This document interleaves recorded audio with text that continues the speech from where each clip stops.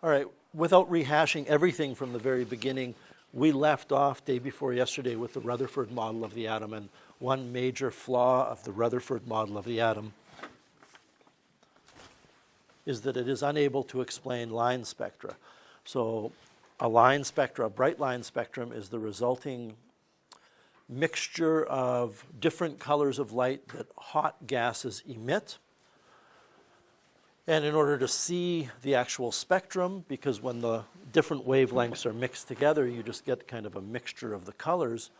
In order to see them, you have to look through a diffraction grating or use a prism to separate the colors. The Bohr model of the atom is able to explain these lines. So what I'm talking about up here is true for every atom. If you were to look at a periodic table and look at every atom, if you vaporize it, has an energy level diagram that will explain all of the different wavelengths of light you would see in the light that that hot gas emits. So this is called the Bohr atomic model. Niels Bohr was only able to determine the energy level values for a limited number of those atoms. Hydrogen, lithium, rubidium, cesium, francium, potassium, all of those group 1A elements. That doesn't mean that you can't use this same principle for any other atom. You just have to have the energy level diagram available. And I just want to point out something. There is a mathematical pattern in the energy level diagrams for those group 1A elements. I would like you to take your calculator and take negative 13.6 and divide by 2 squared.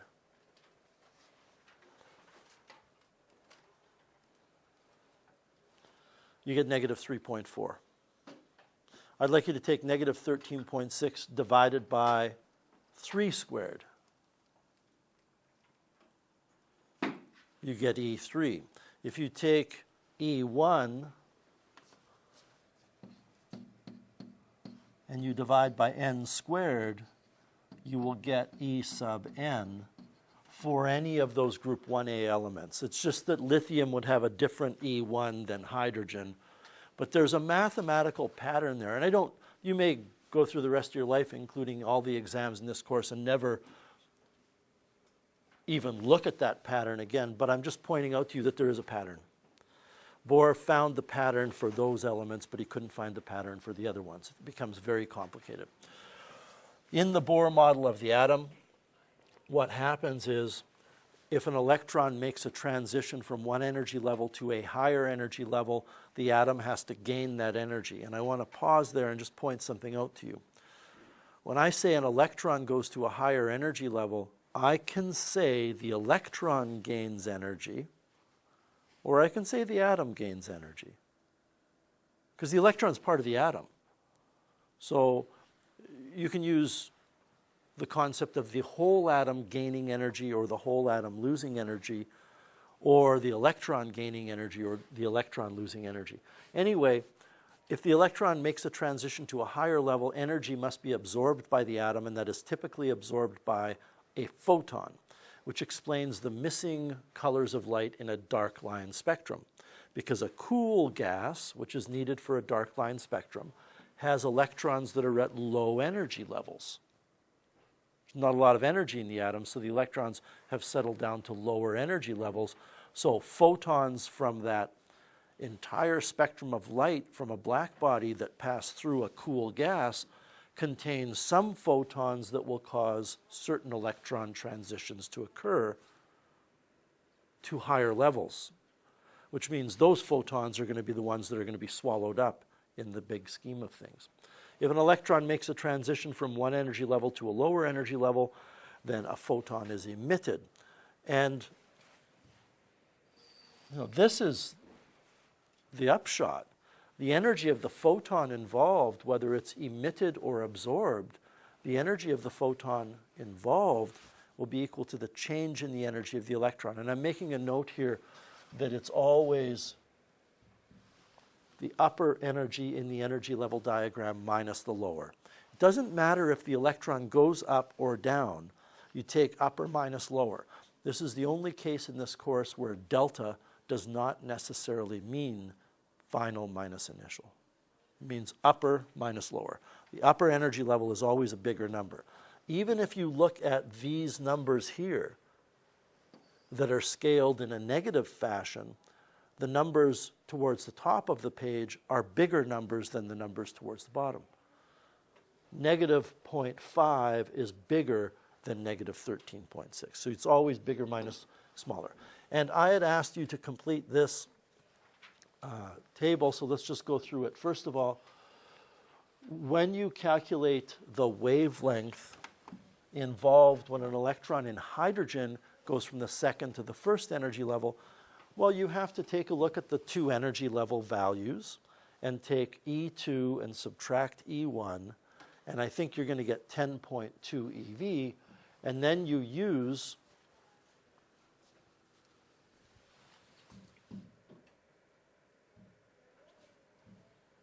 hc over lambda for the energy of the photon that you get. And the shortcut, of course, is to take 1242 divided by that energy. So let me start revealing some of these, and you can see if you're getting the same results. From 2 to 1 is 122 nanometers, and that's ultraviolet.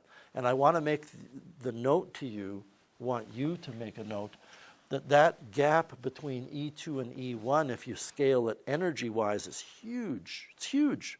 That's why you get such an energetic photon. And if you stop and think about it for a second, I talked a little bit yesterday about this. If the transition from 2 to 1 is so much energy that it's UV, then 3 to 1 is going to be even more energy and it's still UV. There will never be in hydrogen or any atom a big enough energy transition to take you into the X-ray region. It will never become X-ray. And just to put the brakes on for a second, at the beginning of the last unit, we talked about how all forms of EMR are produced. Infrared, visible, and ultraviolet are produced in this fashion. This is what we're talking about 5 weeks ago, 4 weeks ago, when we said those three forms of EMR are produced by electrons making transitions in atoms. So what you end up with is a series of ultraviolet photons for any of these transitions. And I've used kind of a purple color for ultraviolet, although you can't see ultraviolet. Are we in agreement on those numbers? Okay. And I'm doing this with 1242. I don't know if any of you did it the long way by taking Planck's constant times the speed of light divided by the energy, but you might get slightly different answers. What you discover is that when you go from 3 to 2, you get a visible light photon. It happens to be that 656 or 657. Do you remember in your notes it says 656? If you go back a page and you look at the spectrum that I printed for you, it says 656. We got 657 here. You know, the 656 is calculated using more precise constants. It's not that we did anything wrong, okay? And that happens to be the red photon. When you do from 4 to 2, you get the green photon.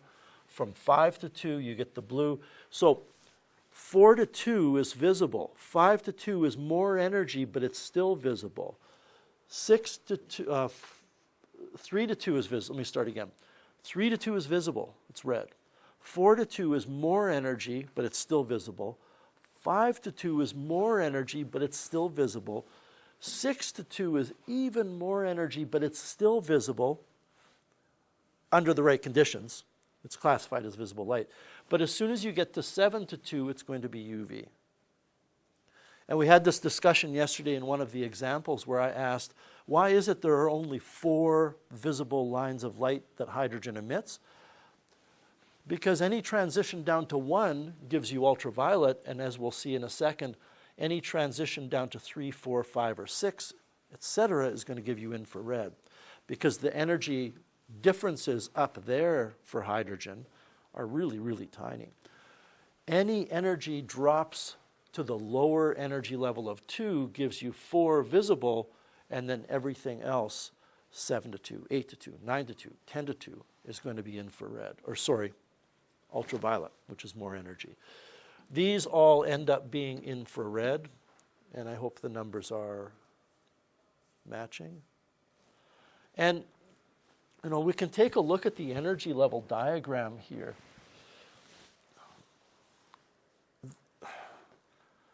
Don't worry too much about the spacing in terms of distance. This is an energy level diagram.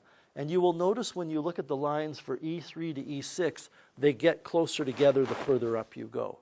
And they will continue to do so, in theory, an infinite number of times.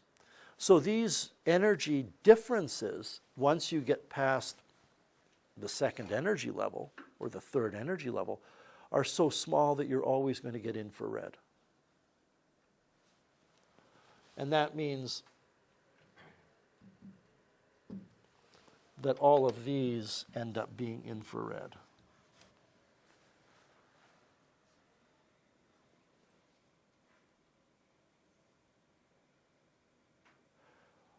Are we in agreement with those results? Sorry. So any questions with that table? Ian? This table or this table? Either. Could you explain again why there's negative energies? Sure. Just briefly, there are negative energies because the energy that the electron has is a mixture of kinetic and potential energy. So by the way, I'll save that for later. The energy that the electron has at any particular point is a mixture of kinetic and potential energy. The potential energy that we're talking about here, Ian, is not gravitational potential energy, it's electric potential energy. But potential energy is energy that an object has due to, I guess I'll say, a position or a location. Right? So if I had a nucleus that's positive, and I have an electron at this particular distance indicated in the diagram, there's an electric force pulling that electron towards the nucleus. And because it's at that distance, we say it has potential energy. Just like a mass held above the floor has potential energy because there's a gravitational force wanting to pull it in that direction. What that ultimately means is the gravitational potential energy of the mass is there because if I released it, it would do work. It would turn into kinetic energy and eventually crash into the floor. It's very complicated because this thing is moving. But if this electron is held there somehow, it does have electrical potential energy because it's attracted electrically to the nucleus. So if I were to release it, it would crash into the nucleus. So it has potential energy. It also has kinetic energy. We always measure potential energy relative to some point. So if you're solving a physics 20 problem that involves a roller coaster going from one point at the top of the path down to some lowest point, and you want to describe the energy of the roller coaster car, you're allowed to say there's no potential energy at the lowest point on the track, even though the ground may be the lowest point, or even though there may be sometime later a lower point. So you are allowed to assign a height of 0 for gravitational potential energy wherever you like. What that means, and I know I said I would quickly explain it, but I don't think there is a quick explanation. What that means is if I assign this to be h equals 0, and I'm talking about gravitational potential energy, the gravitational potential energy at this point would be some positive value. That's not a charge. I shouldn't write it that way. The gravitational potential energy at this point will be greater than 0. Would you agree? But this location of where I call 0 is arbitrary. I could put it here, in which case the potential energy up there would be even greater. Or I could put it here, in which case the potential energy here would actually be equal to 0. Or I could, because I could put it there. I could put 0 there, in which case the potential energy would be negative. So when we apply the same thing to electrical potential energy, it gives us the freedom to put 0 wherever we want. Okay?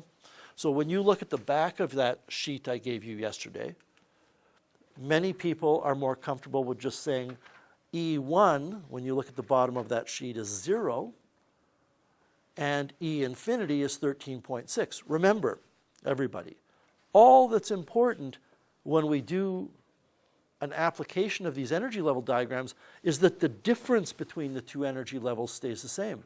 That's what's important. So if you take E infinity of 13.6 minus E1 rather, of 0, you get 13.6. Now flip it over and look at the side that has the negative numbers. If you take E infinity, which is at the top 0, minus E1, which is at the bottom negative 13.6, you still get positive 13.6. So why do we go with this? 1, because we can, and 2, it makes more sense to talk about the electron having no energy here, because this is where the electron is not part of the atom. Other questions? Any questions with 2 or 3? Shannon? Certainly. Let's take a look at question 3. An unexcited hydrogen atom, and it's telling you that it's very unexcited. It's very relaxed. It's in its lowest state. It's like water running downhill. You're going to find it at the bottom of the hill. It's in the ground state, absorbs a photon of this frequency. Well, let's calculate the energy of that photon. It's HF, so we're going to take 4.14 multiplied by 10 to the negative 15 eV seconds, and multiplied by the frequency of 3.09, multiplied by 10 to the 15 hertz. Not that it really matters, but a hertz is a per second. That's what the unit of a hertz is a per second. Vibration per second, but we don't often write vibration. So the seconds cancel, and what we get is a number of electron volts. Let's see what we get here. 4.14 multiplied by 10 to the negative 15. And I'm going to multiply that by 3.09 multiplied by 10 to the...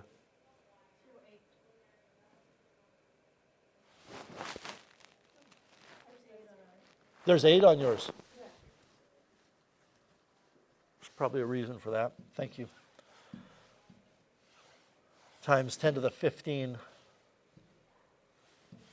Is yours times 10 to the 15? It's not 10 to the 14? Okay. So what we get is 12.75 electron volts. Look at your energy level diagram, and I don't care which side you look at. Is this photon, I'm leading up to what we're going to do today in a minute, is this photon enough to remove the electron from the atom? No. 13.6 is needed to go from the ground state to the upper state. But let's add this photon energy to the energy the electron currently has and see how much energy it has in total afterwards. So this is 12.75 EV, which is absorbed, right? We are told it's absorbed. And that means that this is added to the lower energy of the electron, which is, I'm going to go with the negative 13.6. So the electron has negative 13.6, and this maybe goes back to Ian's concern in the discussion. You know, what does it mean to say it has that much negative energy that's a sum of potential and kinetic? It just means that relative to the top, it has 13.6 EV less. That's all. Don't think too hard about what this means. I'm going to add 12.7512, and I get negative 0.85. Now, what that means when I look at my energy level diagram is it had to go to the fourth energy level. So, not only is the upper energy minus the lower energy the energy of the photon, which is kind of the whole point here. And have I answered your question? Okay. Not only is that the case, and I'm going to say two other things, but I don't want you to worry about rearranging this. Not only is that true, isn't it true that the lower energy of the electron, and I could put electron here because these are electron energies, that the lower energy of the electron plus the energy of the photon has to take you up to the upper energy of the electron. Doesn't that make sense? And I'm not asking you to look at this equation that I wrote and rearrange it. I'm just saying the lower energy is where the electron starts. If I add the energy of the photon, that's where it ends. By the way, this would be true even if the electron went from an upper down to a lower. The lower energy plus the energy of the photon that it emits would still have to give you the upper. And I could also say, well, what would I do to the upper energy of the electron to get the lower energy of the electron? Well, I would subtract the energy of the photon. So this isn't necessarily about, some formula you remember. It's about thinking about this energy level diagram as being an energy and then an energy that's higher and then an energy that's higher and an energy that's even higher. It's thinking of it like a staircase. And the photon is what drives the object up the stairs. Except you can't be anywhere. All right, let's move on. So these are going to be some further examples that I hope illustrate some subtleties to what's going on with electrons in atoms. The following diagrams show some of the energy levels within a mercury atom, and you have this one energy level diagram. I've thought over the years of just printing this over and over again, but I think it works out okay. I'm going to keep showing you these same two energy level diagrams, and it's going to be up to you to somehow write in the examples the thoughts and ideas here. If you want to redraw the energy level diagrams, you can. But what we have in A is an electron colliding with an atom in the ground state. So this is interesting. We have an electron in the atom that's in the ground state. The atom is in the ground state. That means there's an electron in the E1 energy level zipping around in some kind of orbit that it's allowed to be in. But we have another electron which is going to collide with the atom. And I need you to understand something to begin with here. Since the electron is zipping around in the atom very rapidly, and it's not just a flat circle, it's moving around in a spherical fashion. Let's imagine that that's the case. It's moving so fast, maybe 10% the speed of light. If I had that atom suspended in the space in front of me and I went to touch it with my finger, I'm going to touch that electron before I touch anything else. It's a blur of electric charge. And that means that this electron, which is moving, is going to collide with this atom by colliding with the electron that's in the atom. And I'm going to refer to the electron in the atom as the atomic electron, and I'm going to refer to this other electron as the bombarding electron. There's going to be a collision. By the way, this thing that's going to hit the atom is not a photon. It's an electron. Can electrons lose some of their energy? Sure. They're not quantized. And this is 7.2 eV. What's going to happen?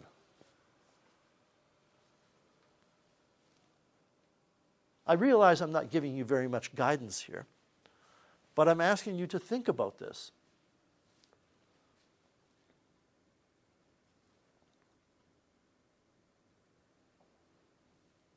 Ian? This is more based on the light fixture with the gases.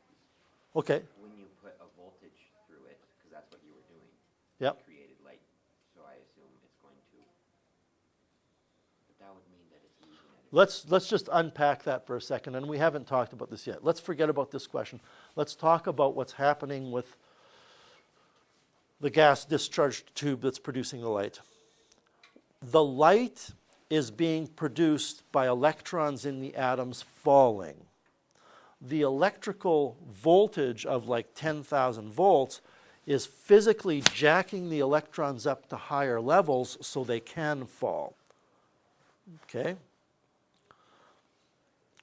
That voltage will never be enough to keep all of the electrons at higher levels. So it's kind of a random act of that voltage taking some of the electrons and jacking them up, and then while that voltage is working on other electrons, those electrons that are up at higher levels get a reprieve.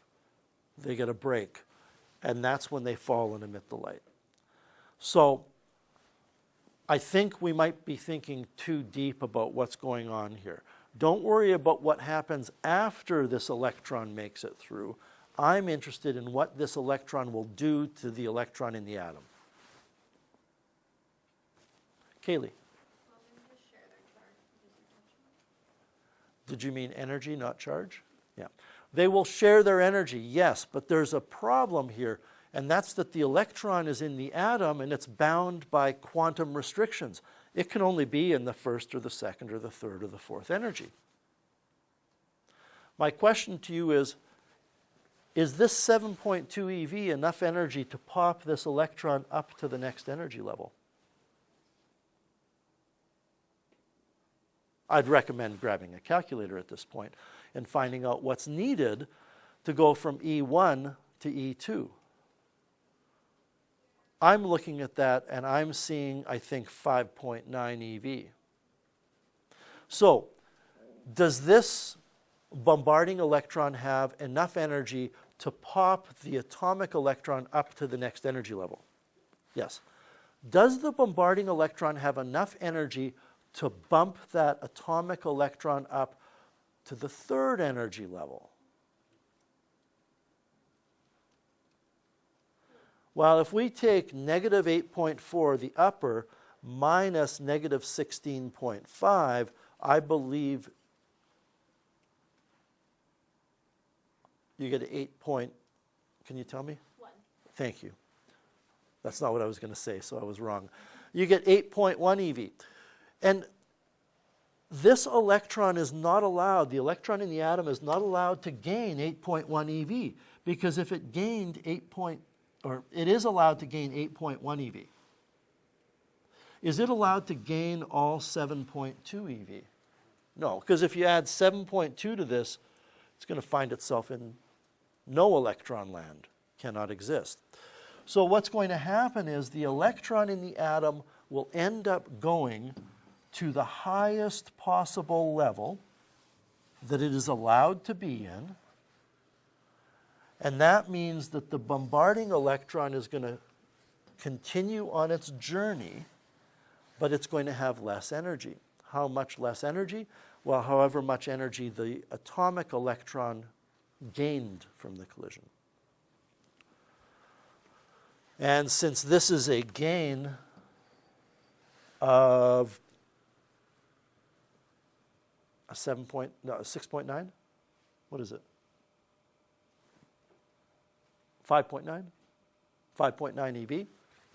To do this is a gain for the atomic electron of 5.9 electron volts. That means the bombarding electron, because energy is conserved, will have 5.9 electron volts less. So if we take 5.9 away from 7.2, I believe you get 1.3. 1.3?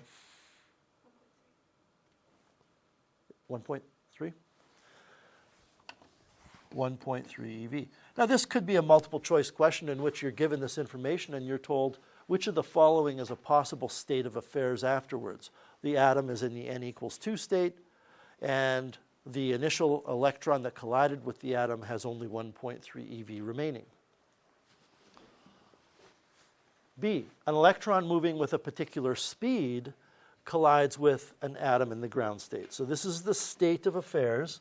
We have an electron in the ground state there, and we have another electron that is traveling with a particular speed. I think you realize that the speed is not a useful number. The energy that the electron has is what we need. So this is, at this point in the course, very basic calculation. You're going to calculate 1/2 mv squared for that electron. Then you can convert it from joules to EV because our energy level diagrams that were given here are in electron volts.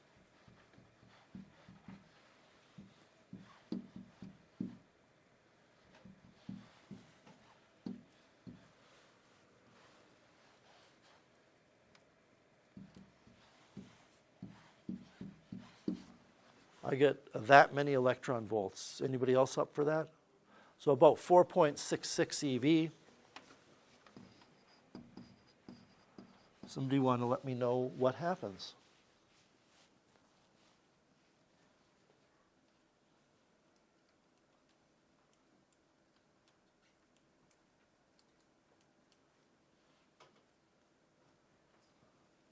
Charlie. Is it going to share its energy but then not move? Is it going to share the energy but not move? Yeah. If it shares the energy, it has to move, it being the atomic electron. Right. So if the atomic electron gains energy, it has to be in a different location. So can the atomic electron gain energy? Well, only if it gains that 5.9 or that 8 point whatever. But this isn't even enough energy to kick that electron in the atom up to the next stair, up to the next level. So what's going to happen is, I don't want to say nothing. What's going to happen is that the electron that collides with the atom is going to, even if it collides with the electron in the atom, it won't lose any energy. The bombarding electron cannot lose any energy, even though it's allowed to, because the thing it's colliding with cannot gain the amount of energy the electron has available. Does that make sense for B? Any questions with B? All right, a photon. So let's just stop right there.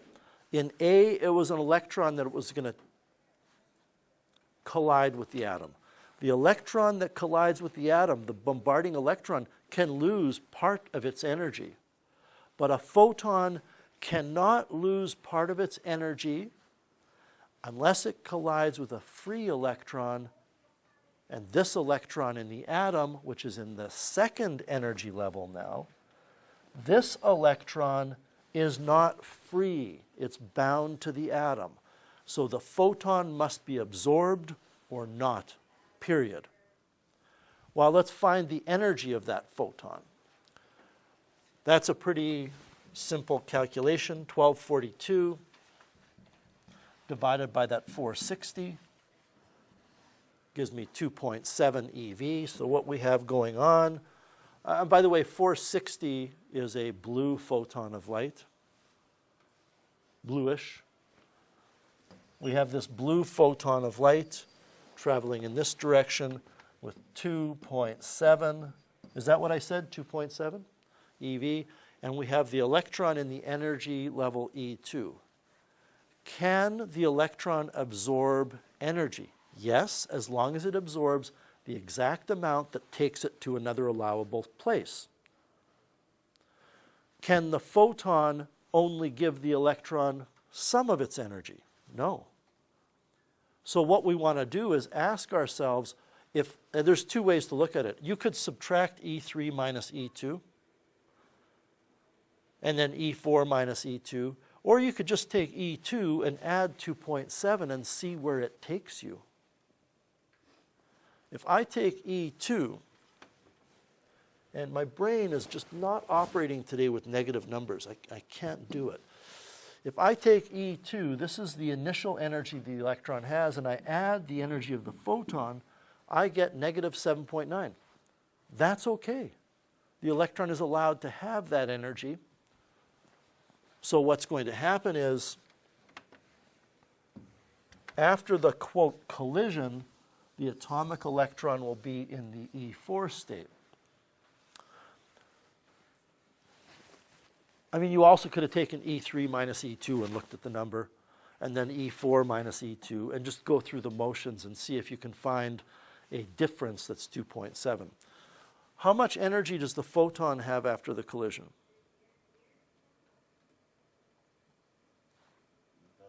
Yeah, it's kind of a weird question, right? The photon doesn't even exist anymore.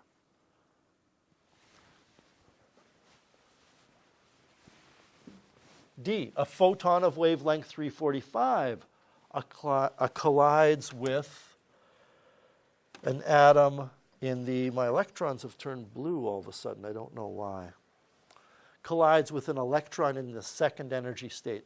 So I suppose we have to take 1242 divided by that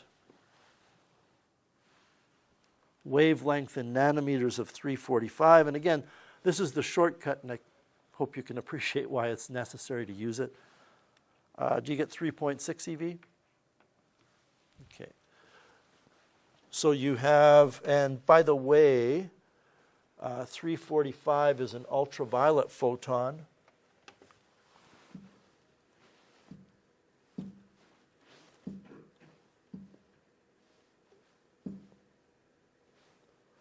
And not only have my electrons turned blue, I've lost my ultraviolet. I guess I'll use this.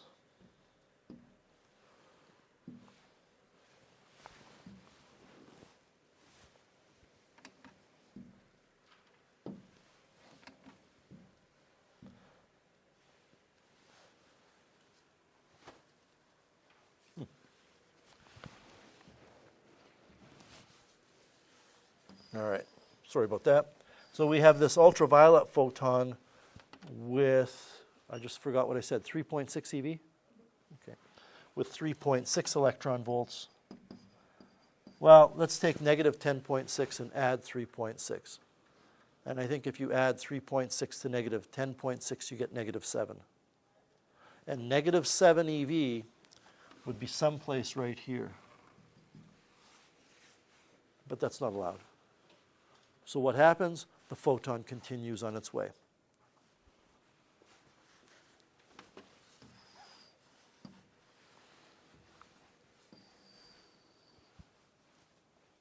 Any questions with that one? Go ahead, Carly. So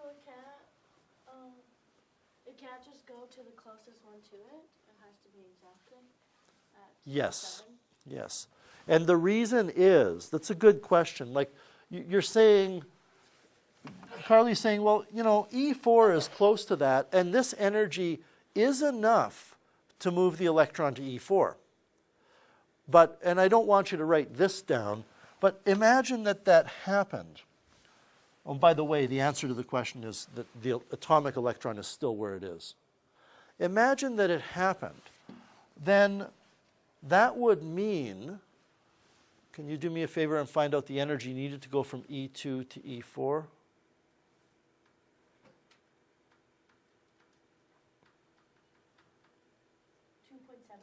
2.7 eV. That would mean that this photon would have lost 2.7 eV, and it would now have, boy, I just cannot subtract today, 0.9?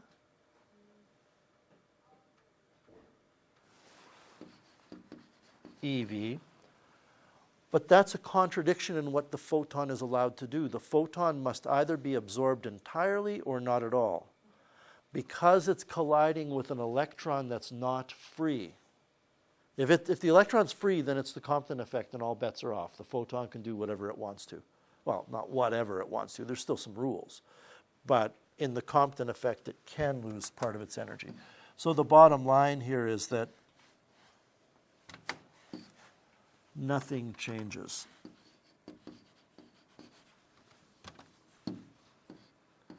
As long as that electron is in the atom to begin with, the photon must be absorbed or not. Have I answered your question, Carly? Yeah. Okay. let's take a look at E, and then we have F. An electron with a kinetic energy of 9.4 eV collides with an atom in the third energy level. Okay, so we have an electron here.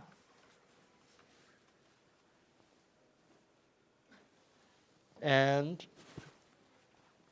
an electron here. That's weird.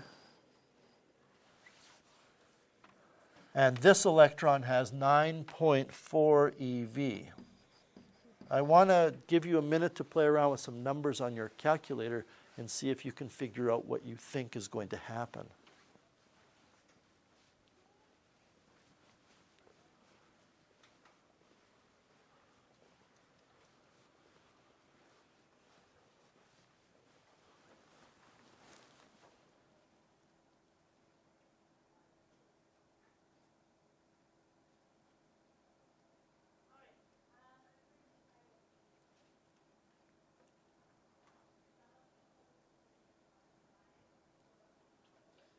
By the way, given that we've numbered the energy levels in a negative fashion where E ionization is 0, I don't even think you really need the calculator to.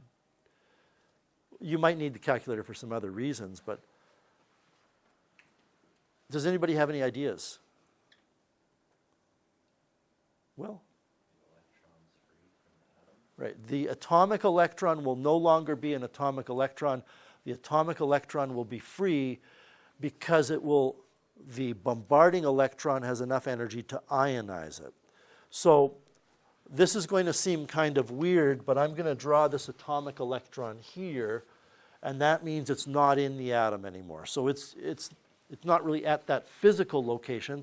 Remember, these diagrams do not show locations, they show energies. So I don't know where the electron is in space. It's someplace away from the atom. This other electron still has to exist.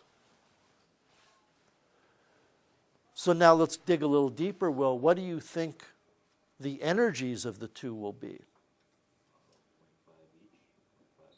That's a really good, you're saying half? Yeah. That's a really good assumption that they would each have a half. It turns out there's no way to predict for a specific case how much of each they're going to have. If I keep repeating this and I fire a beam of these electrons with these 9.4 eV each into a whole bunch of atoms that are in the E3 state, some of the collisions will result in a 50-50 split, some will result in a 40-60 split. It's not totally random. There's a law that predicts the distribution. But the best thing we could say, I like that answer best, but the best thing we could say in general is that these two energies total 9.4 eV, and they're both kinetic at this point, right? So there's an EK here, I'll just call it of A for atomic electron, what was the atomic electron, and an EK here that's B, that worked out nice, for bombarding electron. The sum of those energies has to be 9.4 eV.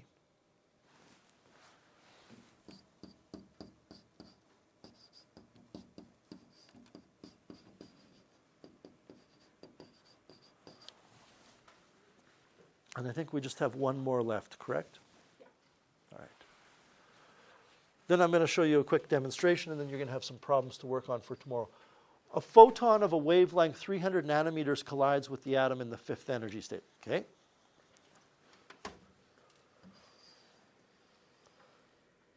There's a picture of the atom. The photon is 300 nanometers. I think it's pretty clear that would be ultraviolet. And if you take 1242 divided by 300,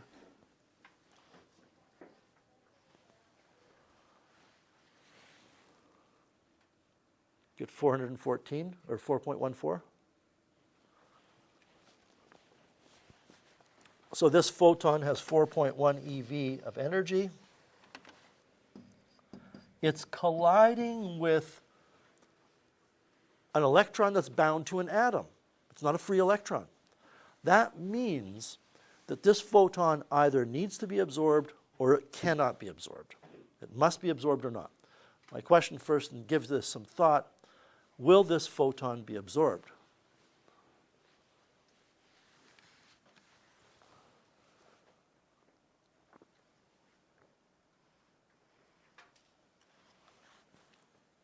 How many of you say yes? How many of you say no? It will be absorbed if the electron is allowed to accept that payment. If you take the current electron's energy of negative 3.53 eV and add 4.14, do you get an energy that the electron is allowed to have? You do. Because that's going to put the electron energy-wise above E infinity. And in this region, there's no electron restrictions in terms of energy.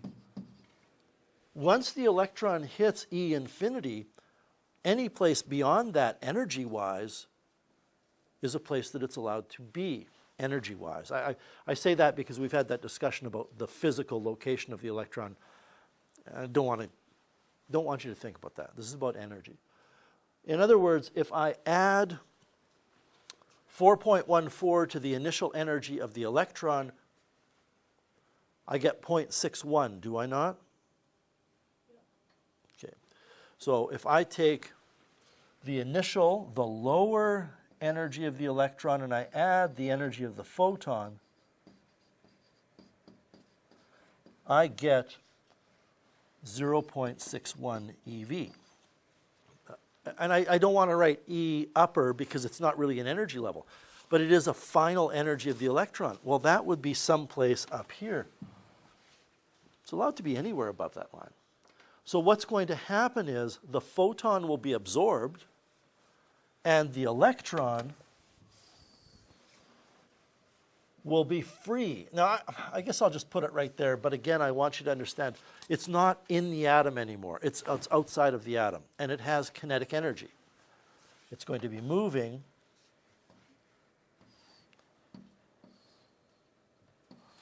with a kinetic energy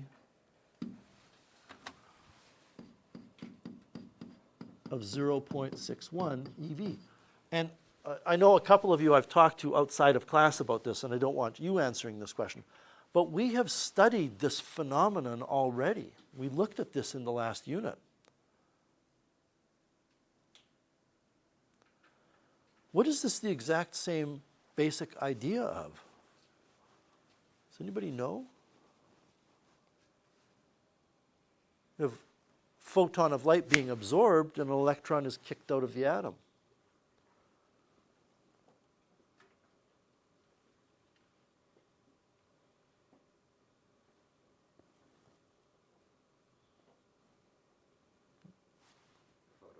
This is a photoelectric effect.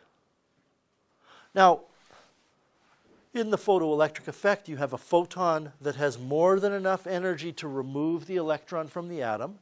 Here we have a photon with more than enough energy to remove the electron from the atom. And the electron, once it's free, has a kinetic energy equal to the energy the photon gave it minus how much it needed to get out, which we call the work function. That's exactly what's going on here. I wouldn't call this the photoelectric effect, though, because the photoelectric effect has to do with metals. But it's the same idea. Go ahead, Carly. What happens to like the rest of the atom when the electron is free? The atom becomes an ion. So the question is, when the electron is freed from the atom, when the electron that was in the atom is free, it is still the atom of, I don't know what this is. Did I say it was mercury? This is still a mercury thing, but it's not a mercury atom, it's a mercury ion. It would be an Hg1+. The Hg is the symbol for mercury. Ian? For question, I think it might be D. Yep. One, to figure out the energy of a photon, you can use the shortcut with it, which is 1242 divided by the Yep. wavelength in nanometers. But eventually, because from 400 to 300, from 700 nanometers to range of 300 wavelengths. And if you mess around with it, eventually you'll get to a visible light that will not be accepted by any of the energy levels. We're talking about this energy level diagram? Right. Will visible light just go straight through? Well, visible light is all kinds of wavelengths. Right. No, visible light will not all go straight through. By the way, I've lost my electron here. This visible light photon, this ultraviolet light photon goes through. Let me just start by saying, I hope you're not trying to come to a conclusion that UV does something and visible light does something different. If you take a look, I think at C, didn't we have a visible light photon in C? Doesn't go through, right? Right. Okay. What if this were 470 nanometers? Can you take 1242 divided by 470? And tell me what you get to 2 decimal places. 2.64. 2.64. Now add 2.64 to negative 10.6. And then tell me what you get. Negative 7.96. Is that allowed? No. Okay. So this visible light photon is absorbed, but the 460 nanometer visible light photon is absorbed, but the 470 is not. Some will be absorbed, some will not be absorbed. Then why do we not see the light come out the other end of the mercury? We do. This would not be a bright line spectrum. This would be a dark line spectrum. What's going on here, I'm just going to say that E2 is a relatively low energy level. So this is a cool gas. What's going on here is that if you were to shine, a long ways to go that way, if you were to shine visible light, which means everything, through that, now this is not a mercury spectrum, this is hydrogen. This is what we're talking about. We're talking about the energy levels very low. And we're shining all of these wavelengths through. Most of the wavelengths make it through. It's only those ones lucky enough to have just the right energy that corresponds to an energy change in the atom that are absorbed. Well, I asked the question, one, because I thought we were dealing with a solid, or at least mercury in the liquid form. We're going to assume it's a single atom, so we're assuming that if a collision occurs with a single atom, it doesn't have any kind of crystalline structure. And even mercury in liquid form has some kind of crystalline structure. Whenever we're talking about these phenomenon, whether we're talking about a bright line spectrum, which is the interaction of the electrons in the atom changing energy levels, producing light, and the electrons change energy levels because the electricity pops them up and then they fall. Or whether we're talking about this kind of spectrum, which is what we've been referring to throughout this example, I think. Well, not this type of spectrum. We've been referring to gases that are at relatively low temperatures. We're talking about gases. Okay. That brings me, by the way, to the demonstration, or one of the demonstrations. When I have the gas discharge tube glowing pink, the reason it's glowing pink is because electrons in the hydrogen atoms are falling down from high energy levels in a random way. Some fall from 5 to 1, some fall from 10 to 2. All these transitions are occurring, but the electrical voltage is what jacks the electrons up to high energy levels. So basically what the voltage does is it takes atoms and it smacks the atoms to cause the electrons to be excited.